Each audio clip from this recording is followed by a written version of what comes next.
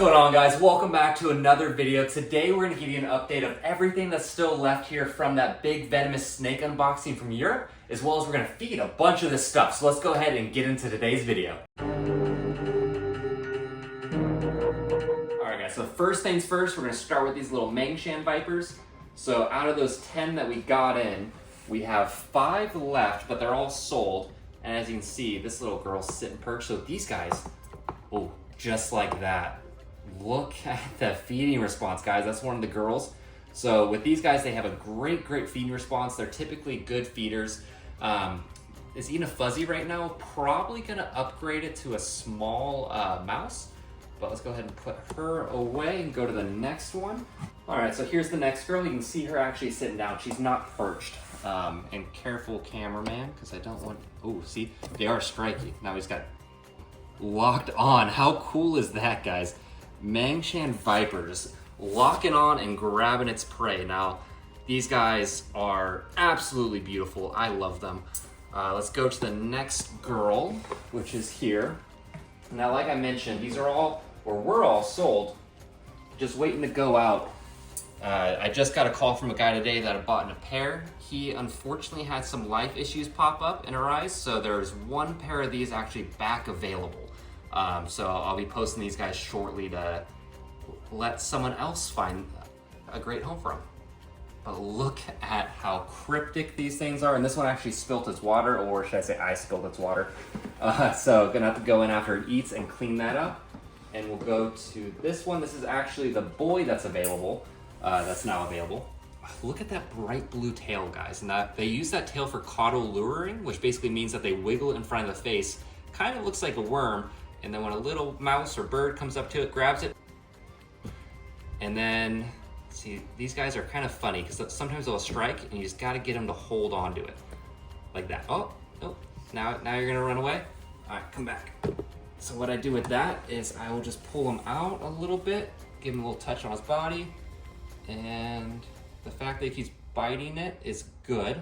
It might just take him a couple strikes. So I'm gonna reposition where I'm holding the mouse, and let's get you a good target.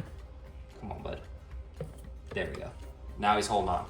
Now we got the last Mangshan before we go to the next species, and this is the other boy that is here. And I'm gonna go ahead and get his attention on this mouse, and look at that, guys. That is crazy. And even at this size, they have huge fangs. Now, cameraman, I'm gonna help you out a bit, so stay where you're at. Just get that a nice focus.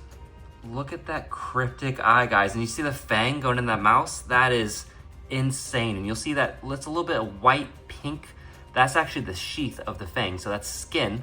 Oh, you can see a little better there. Look at that.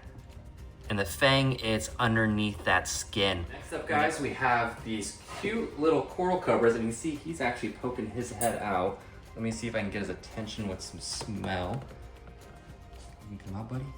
Can you come out? Look, I think he smells it. Here he comes. Come on, dude. There you go. Get a little bit of room. Get it. So look at how cute these guys are. These are little coral cobras from Africa. You saw these, I believe, in my first video. I'm just gonna let him take that. And I'm gonna put a second pinky in there because they are little garbage cans. And look at that, he doesn't even care we're here. Let's see if we can get a close-up of him just eating that pinky mouse down. That is a cool snake. Now these are a small elapid. They're not a true cobra, so they're not in the nausea genus. They do have hoods though. They come from basically the Cape in South Africa. But look at that, and they're red, black, a little bit of yellow, so they kind of mimic like a coral snake, or at least look like a resemblance of a coral snake, hence the name coral cobra. But look at him just chowing down. Now, one thing about these little coral cobras and a lot of the lapids is they are typically not that picky. They will just eat anything. And as you can see, they don't care who's around. So let's go ahead and give the female coral cobra. You can see here, she's out, so you can get a better look of what they look like. And let's see if she just grabs this from me like the boy did. She should. She'll get a little smell. There we go. Oh, okay, you dropped it. A little clumsy. There, she's gonna go ahead and eat that. Like, look at her just chowing down. These guys are the cutest. And these 3 are still available. I have them listed but I need to revamp some of the marketing. So if you're watching this video and you want a cute little Cape Coral cobra, go ahead, hit me up. These are the actual lubricus, so the true coral, Cape Coral cobras. They don't get very big. They're about a 24, 30-inch snake. These guys right now are probably 12, 13 inches and growing like weeds.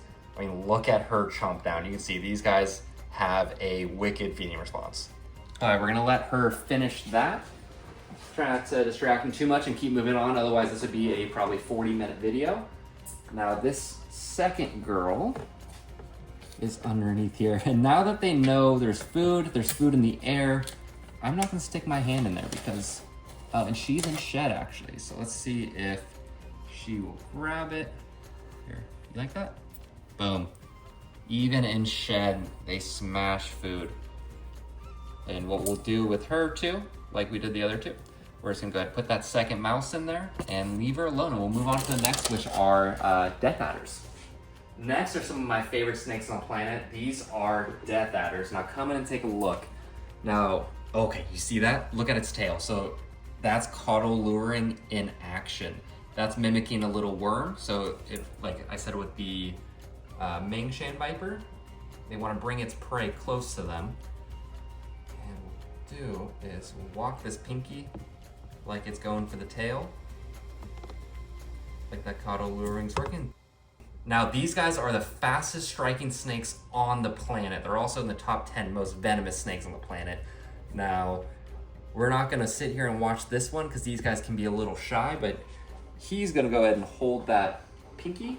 So the other death adders we're gonna actually not feed this week just because they're looking a little chunky. They can get fat pretty quick, so we wanna really monitor their weight and make sure they're not getting too fat. We'll move on to the next ones though, which are the Bothrops pictus, the desert lancehead. Let's go ahead and feed those guys. Here are the Bothrops pictus. Now these guys can be a little springboard, so watch your fingers. Let's see what we can do with him. There we go. Now with these, don't really have to worry about them holding on too much. Just gonna go ahead and set those in and see he's already getting fired up. Now he's a little slimmer, so we want to give him 2 pinky mice, and then this girl is on the little bit of a chunkier side, so we're just going to give her 1, and that's all it takes with these guys. They don't hold on, but look at how pretty of a snake that is. The scales are so keeled, they almost look like feathers. Very similar almost to like our sidewinders and stuff here in the US, but these guys are a lot more toxic. But let's move on to the next snakes. All right, now these guys are gonna be fun. These are actually one of my favorite snakes to feed. These are the Bushmasters. And we're gonna start with the Central American Bushmasters. This is the girl. Now, she's not in feeding mode, as you can see there, but I want you to see something. Look what she does when she realizes she's getting fed. I'm just gonna give her a little tap, a little smell, but I don't want to hair yet. Look at how locked in she is. She's super excited.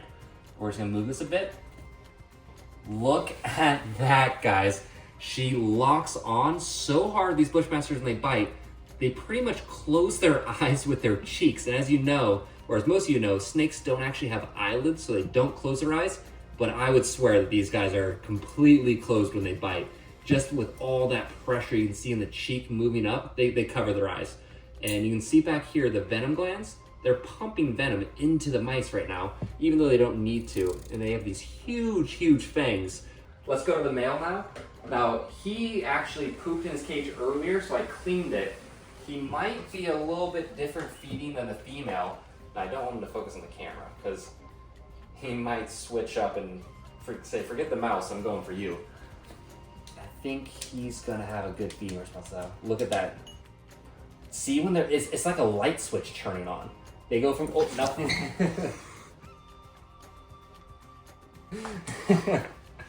And that's why cameramen don't get too close. Because they pick up on the heat signature. Now we'll go ahead and have them grab that. Look at the feeding response, guys. These are super fun to feed. Now I think my cameraman actually needs to go change his shorts. But I mean, that is incredible. Central American Bushmaster, we're gonna go ahead and feed the Blackheaded Bushmaster next. And that one, I think my guy's gonna, Matt, you're gonna need to use zoom. Well, now that Matt changed his shorts, let's go ahead and get to the Blackhead. Now this girl, Matt, I'm telling you, zoom on this one, don't get too close. because once she realizes what's going on, this is a hard striking snake that will not hesitate to grab you. And we're gonna get her to notice what's up in a second here. You'll see her switch on. She's on. And she's looking right at the camera, so careful. Oh, it's like a piñata. There it is. And look, her eyes are like closed. Like I said with the last one, she is pumping venom and she is holding on like a bulldog. This is one of my favorite Venomous. And as you see, she does have a little scratch on the top of her head. That's because when she had her first shed here, she rubbed it on something a little sharp in the cage. I removed that, and her next shed, that's gonna clear up completely. That's no issue at all. But careful there, Matt, because she might drop and go after you. They do hold on to their prey pretty well, but if they see a big heat signature like that phone you're holding, that's why the other one struck at you, and they might decide that what they have in their mouth isn't as tasty as what's in your hand. Now we're going to try to feed the smaller Blackheaded Bushmasters. They are eating live right now, so no guarantee that they are going to take a frozen thaw. Matter of fact, if they don't take a frozen thaw, we will skip to the next snake, but let's give it a try. So this is the female. Like I said, they've only been eating live for me. They're doing great on live, but I would like to switch them over to frozen. Let me just see if I can get it. Oh, okay, she's looking. She's looking. She's looking. Come on. Look at this. Oh, there we go. There we go. There's a strike. Come on. Come on. Come on. Don't headbutt it. Now, she's not holding on like she does a live mouse. Come on. Come on. Come on. There we go. Oh, no, you're gonna let go? But if you saw with the other Bushmasters, that's the reaction we want. We want them to hold on. Now, Matt, don't get too close because these guys are, since they're switching over to frozen thawed, they are going to be a lot more sensitive than the other Bushmasters. So I'm going to go ahead and shut her softly, and then we will try the male. Well, the female Blackheaded Bushmaster ate, is eating. She's about 90% of the way done. The male did not, so we're going to go ahead and try him again later. Probably wait and come back this evening and do it, but I'll probably just throw him alive this week, and we'll get him on frozen thaw next week. It's a step in the right direction, though. Next up, we have some non-venomous. This is the T-positive albino white lip. I want him to come out here a little closer for the camera. Come on, bud. There we go. I mean, look at that feeding response, guys. He is an absolute monster when it comes to food.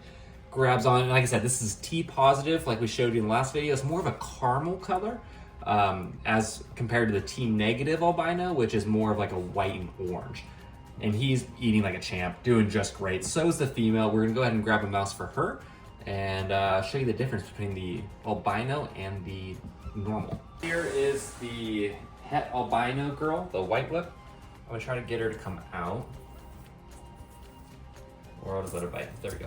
Okay, so amazing feeding response as well. But you can see a lot darker dorsal stripe, and then a little bit yellow on the side, but a very, very dark snake compared to that T-positive albino. Still a beautiful snake in its own right, but as you can see, these guys just have amazing feeding responses. These are still available.